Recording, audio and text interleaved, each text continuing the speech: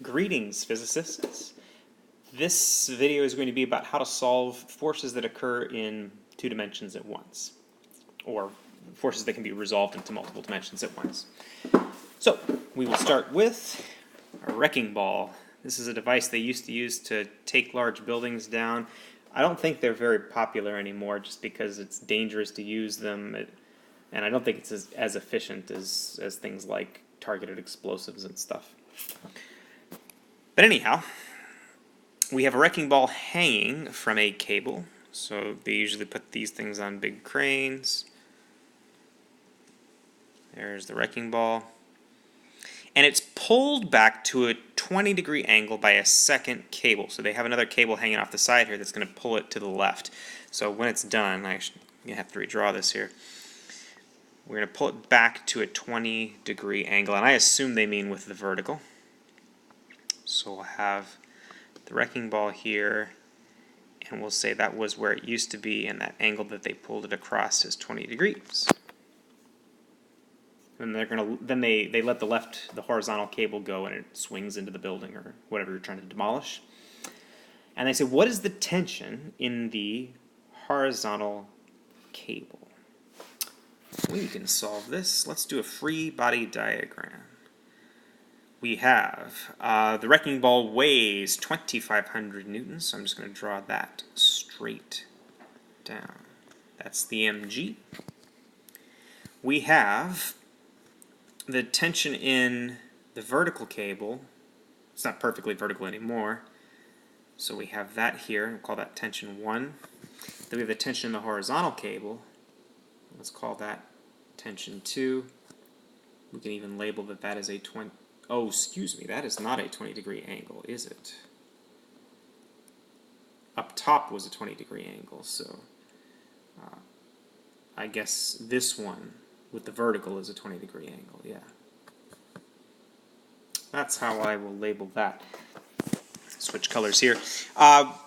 That's your free body diagram. Now to solve this, we're going to have to resolve tension 1 into x and y components. As you can see, tension 2 and the 2,500 newtons are already x and y. So if I split tension 1, he's going to have a vertical component and a horizontal component. And if I'm drawing those in, it looks like the vertical component is adjacent, so that's going to be a cosine. And the horizontal component is opposite, which is going to be a sine. So the right-hand arrow here is T1 sine of 20 degrees, and the vertical is going to be T1 cosine 20 degrees, and then we have the tension 2 here, and we have the 2,500 newtons here. And what we want is tension 2. That is our unknown.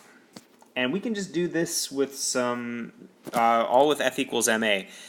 Sigma F equals ma equations. And in this case, the A is 0, so the sigma F has to be 0, which means that the right and left arrows will be equal to each other. The up and down arrows will be equal to each other. So this gives us some easy equations. So let's do that. Let's start with the right and left. So T2 on the left has to equal T1 sine 20 degrees on the right. And if we do the vertical equation, T1 cosine 20 degrees has to equal, on the bottom, 2,500 newtons. And what I'm going to do, I want to solve for this, I'm going to substitute for this T1. So I'm going to take this T1 and solve for it by dividing by cosine 20. So divide by cosine 20. And I'm going to get this is equal to T1, and I'm going to put that right there. So the T2 should be equal to T1, but T1 is 2,500 newtons divided by cosine of 20 degrees times sine 20 degrees. And look, you have sine over cosine, so this actually becomes fairly simple to put into your calculator. T2 will be equal to 2,500 newtons times the tangent of 20 degrees. And let's put that in. 2,500 tangent 20 And my calculator is giving me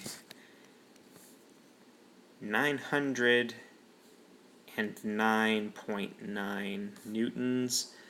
And I think this is a 2 sig fig problem. So I'm going to round that to the second digit there. So rounded, this is about 910 newtons. All right, that's a two-dimensional force problem. We had to solve both the vertical and the horizontal dimensions in order to get the answer. So let's keep going. Okay, we got a rod, which is the black lines there, and it's resting on ice, and we're going to tie a string to one end and lift it up. And the ice is said to be frictionless, if such a thing could exist. So we're pretending we have a frictionless surface. If the rod, so we lift it with a piece of string. If the rod is in fact at rest, then which of these three diagrams shows the correct angle of the string? So apparently only one of these drawings shows a rod that could be at rest, assuming that the surface it's on has no friction.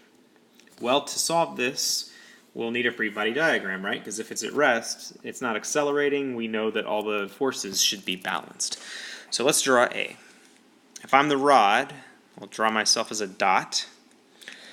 I know gravity acts on me, so there is an mg straight down. I know a normal force acts on me right there, right? Because I'm touching the ground, so the normal is going to push up on me. And the string has a tension, and that tension is going off the direction of the string, so it pulls on me this way.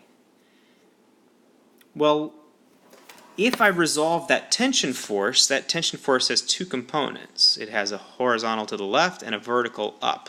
Now, it is possible that the up version of the normal and the up version of the tension will exactly cancel out the down. That's fine. But there is no world where the tension to the left gets canceled by anything, because there's nothing over here on the right to balance it out. So this object in A would be accelerating to the left based on what they've told me in this problem. So I don't think A can work. All right, so let's go to part B. Again, we're going to draw the rod as a dot. We know gravity acts straight down on it. And we know the normal force pushes straight up on it. And now we look at the string. The string is pulling straight up on it. This looks like it could work, right? We have two straight up forces. We have one straight down force. There's a world in which those are all equal. If it moves at all, it would be moving straight up or straight down, assuming the tension was too low. But it certainly is not going to go side to side. So that's a candidate. And then let's look at C just to make sure.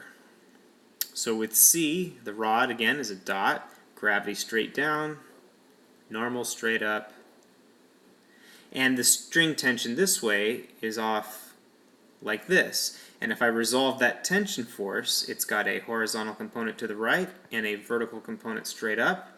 Again, these forces, the vertical and that vertical, could cancel this guy out, but there is nothing to cancel that horizontal force to the right. There's no force to the left, right? So this thing would be accelerating to the right, which means we cannot use C, so we have to choose B. This is kind of a conceptual problem here. All right, moving right along. Car towed by a rope. Okay, let's draw this. Love me some pictures. Here's my car. My hot ride breaks down, and they tow it with a rope at a 20-degree angle to the horizontal.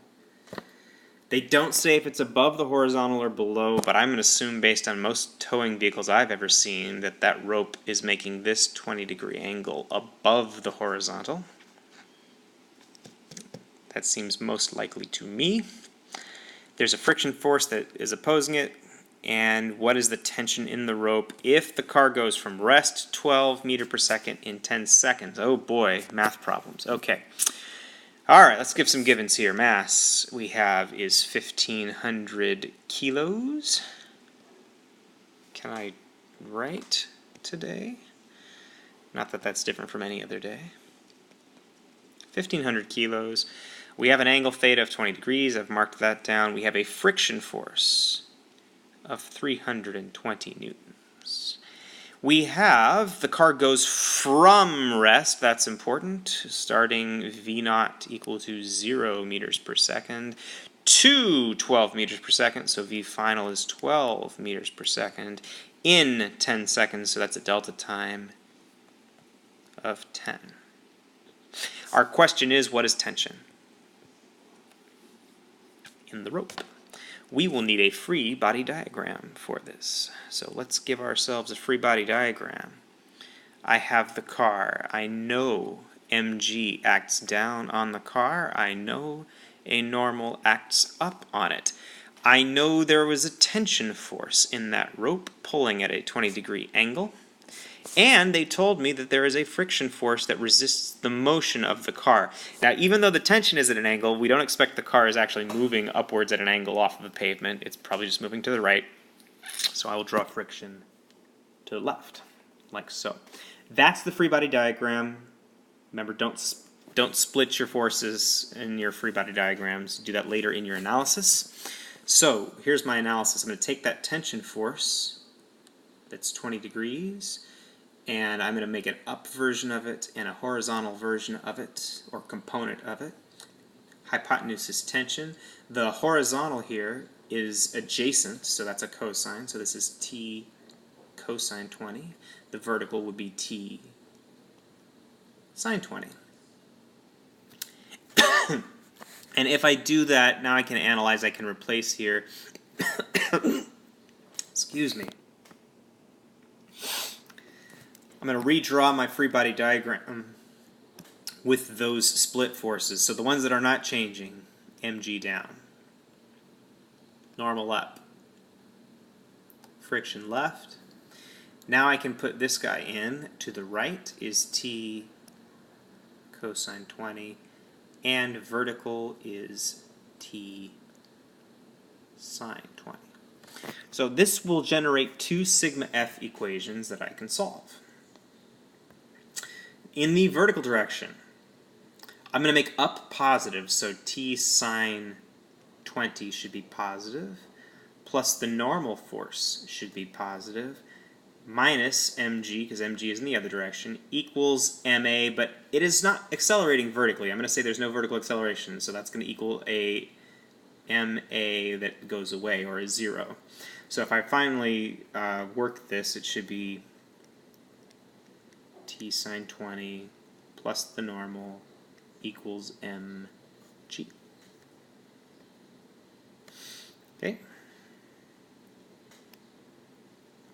And I just thought, I wonder if I don't need that at all. Let's do the horizontal this time. The horizontal was cosine, and it was forward was T cosine 20, and I'll say backward is minus those 320 newtons of friction equals ma. And now that I think about it, I probably only need this equation because they gave me the friction. And since I have the friction, I probably don't need to calculate the normal force. All right. So they're asking again, what is the tension in the rope? So I'm going to be solving for that. So let's do that. Let's bring everything down here. T should be equal to ma plus 320 divided by cosine of 20. Now I have the m, I can plug that in, but I'm missing the a. However, if we go back, we can remember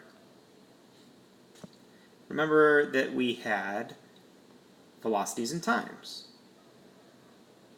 We had it goes from rest to 12 meters per second. Sorry, this got moved. Okay, it went from rest to 12 meters per second in 10 seconds. So we have a v naught, a v, and a delta t. So we can get an acceleration. We have an equation for that. I'm going to use this equation, that v equals v naught plus a t. And I'm going to solve for a. And remember, v naught is 0, so that makes this easy. So a is just going to be equal to v over t, or delta t. So let's plug that in here. All right.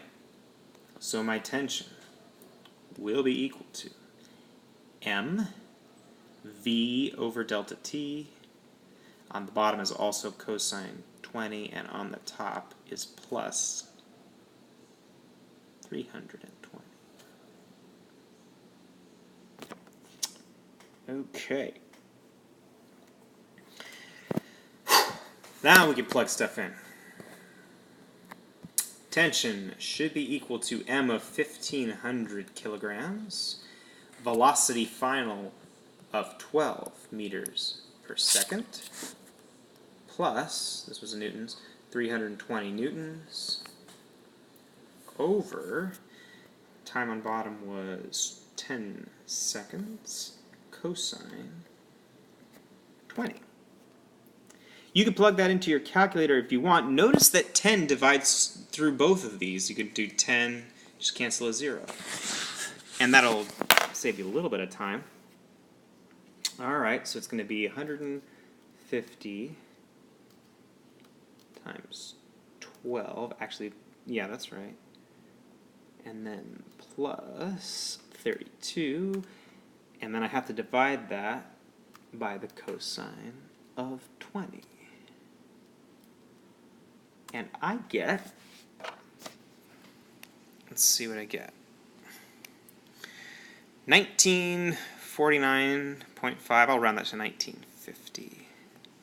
Excellent year.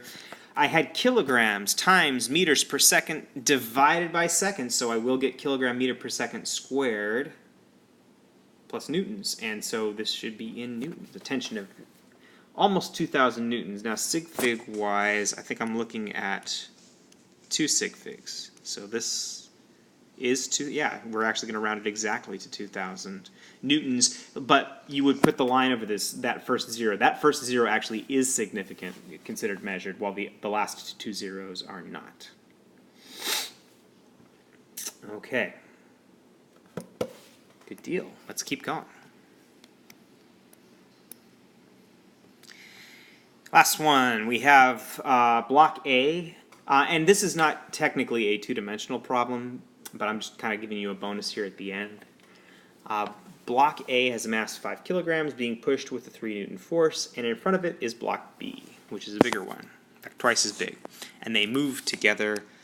How hard do they push on each other? So let's draw this. We have block A right there, attached or touching, whatever, block B. And there's a force that only pushes on A. That's that 3 Newton force, and A is a 5 kilo and B is a 10 kilo. I'm leaving off sig figs, but there are 2 sig figs in each of these. What force does A exert on B? Okay. Well, we'll do a couple of things here. I think we might be able to solve this completely just using a free body diagram, so let's try that. We may need the acceleration, but I'll see. So, block A has a free body diagram like so. It has a mass straight down, so mg pulling down, a weight anyway. The normal force will balance that out. It's not accelerating up and down, so those should be equal. It has a force pushing it to the right of 3.0 newtons. There is a force backward on it from block B, however. So we'll say that's the force from block B. Kind of like the normal force where these two surfaces right here are pressed together. For block B, what we have here, what's pushing on block B? Well, block B has his own mg down, so we should probably delineate this as ma times g, and this is mb times g, although it may not matter in this particular problem. And the normal force up, that's on block B. And then block B is being pushed to the right by the force of block A.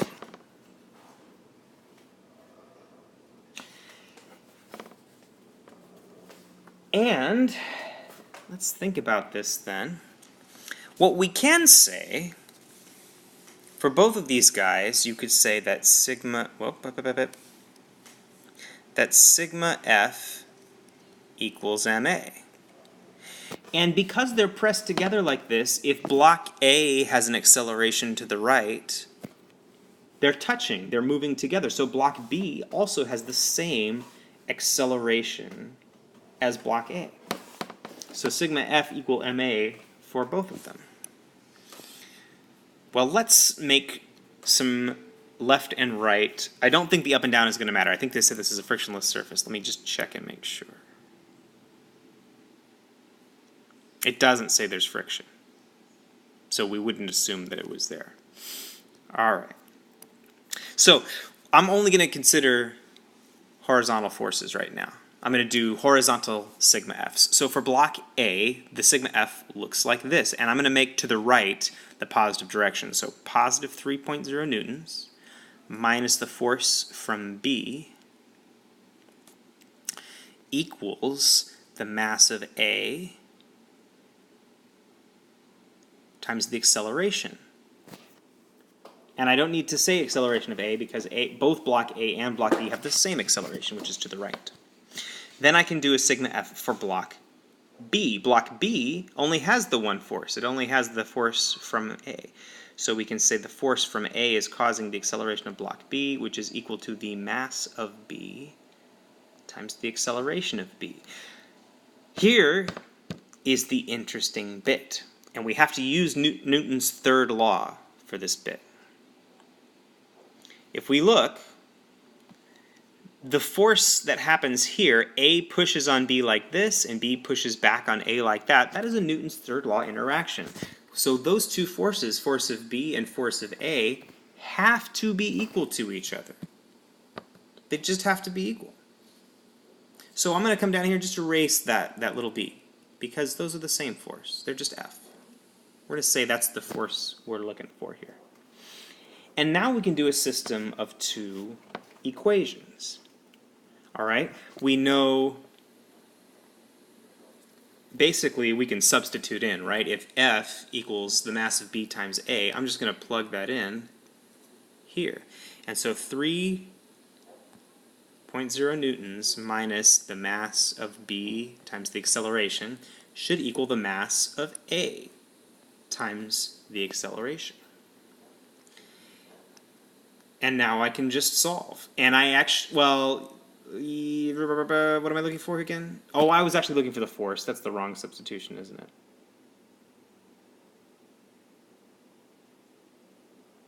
it? Maybe I just get the acceleration first and plug it in. Maybe that's easier. Yeah, let's do that.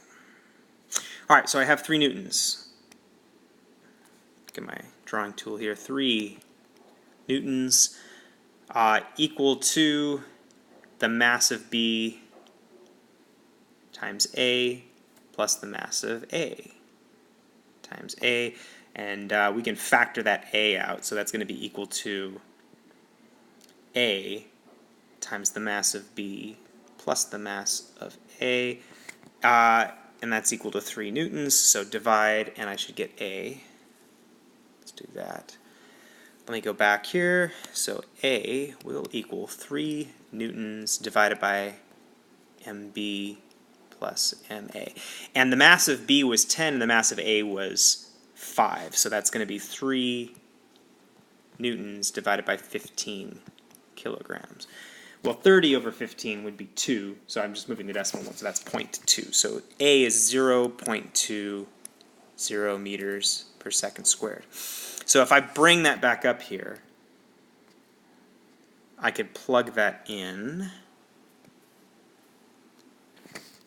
to either of these two equations. Let's do the one that has a 10 in it, because that's going to be easy. So if I plug that A in here as 0.2, and this mass of B as 10 kilograms, and 0.2 meter per second squared, 10 times 0.2 is 2, so the force that they feel is 2 newtons. And that has to be the same force as over here, and let's check it, right? So 3 newtons minus, that would be 2 newtons, has to equal, the mass of A was 5 times 0.2, 5 times 0.2 is 1, and 3 minus 2 is 1, so that works. Ah, gosh, now I'm curious if I could go back and have plugged things in a different way. Instead of solving for F, I bet I could. if I changed the acceleration to be F over mb, I think that works. So if I did divide by mb and plug that in for a, I would have gotten 3 minus F equals the mass of a times the force over the mb. And we have those, right?